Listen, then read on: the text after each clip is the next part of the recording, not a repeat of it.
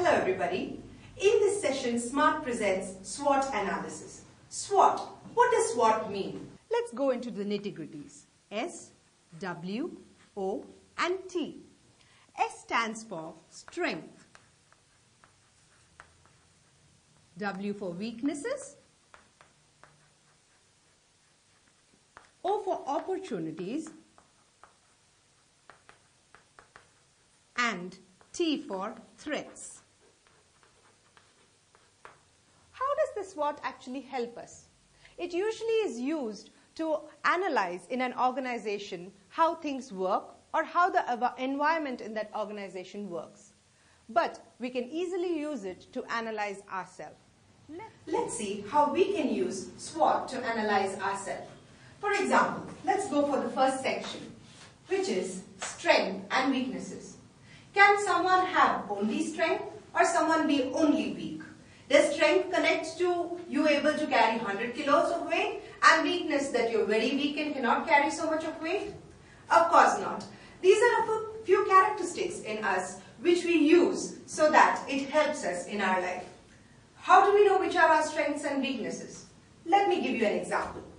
As I said, I studied in a residential school.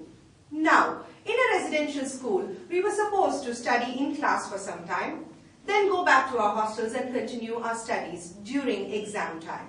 So imagine, till 8 in the night we study in class, after which we can move on to our hostels and then continue our studies. The only benefit that we get during studying late hours is that we are allowed to carry a flask of hot milk back to our rooms so that it helps us keep awake when we study.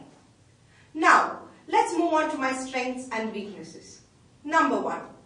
After 10 o'clock, I can't keep awake. I end up dozing. And imagine when we all have to study, we end up dozing from 8 o'clock itself. Because when we open our books, we're just not interested.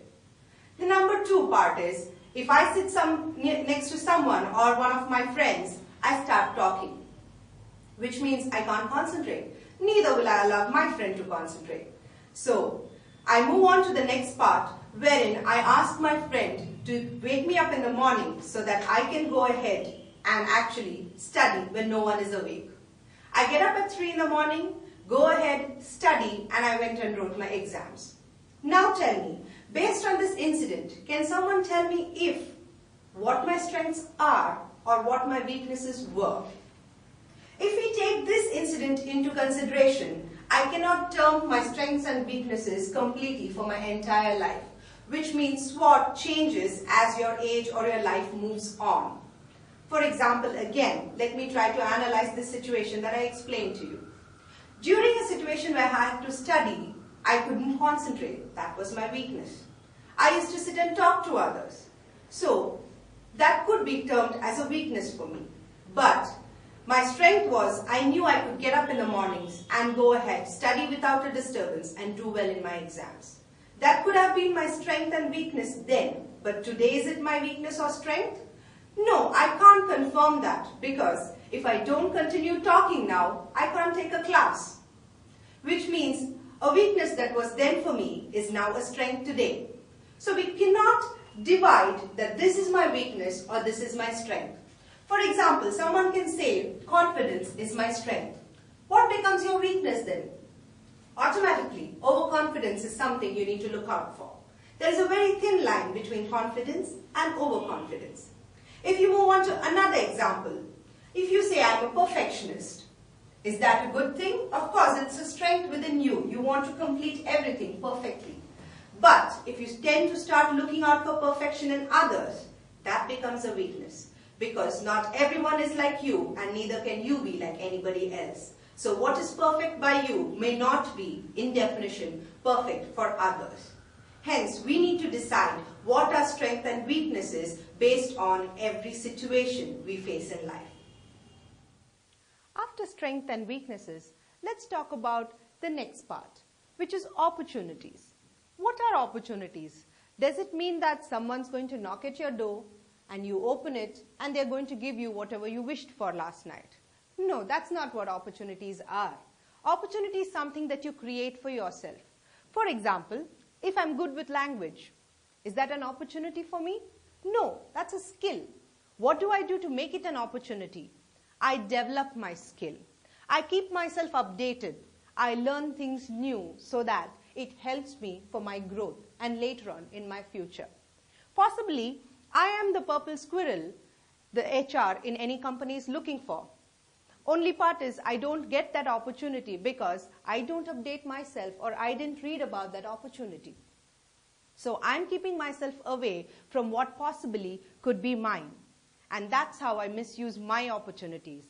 There's nobody who's going to come over and hand over an opportunity over the plate for you. It's just going to be you create an opportunity. And how do you create that? By being ready at any moment and any point in time. You have to decide what is more important for you and how you can make things more favorable for yourself. You would have to read more. You would have to create more opportunities for yourself in today's world. Threats. Threats is something that is something opposite to opportunities. Threats are something that brings about a change in the environment that does not influence you or help you to do what you believe or what you want to do. For example, I decide to go trekking this evening, but the environment changes and it starts raining. That is a threat. I have no say over it. But how do we deal with threats? Do we take threats easily? No, we don't do that. We use threats as an opportunity to actually play the blame game. Start blaming others. Start blaming the situation. And when we actually blame, what happens with us?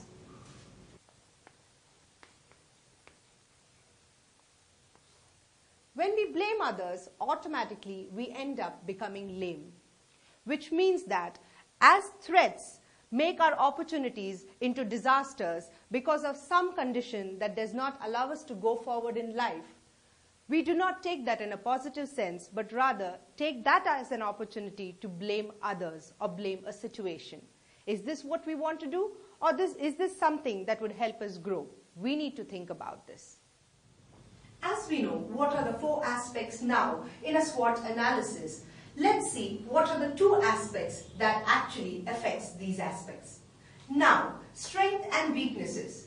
These can be termed as internal aspects. Why internal?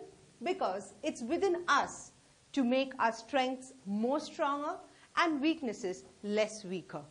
Which means we can use our strengths to cover our weaknesses and we can show or we can project ourselves as strong people. And we can project ourselves with people having very strong positive nature. So that's how the internal factors influence a SWOT analysis. And these 2 sections together form the external factors.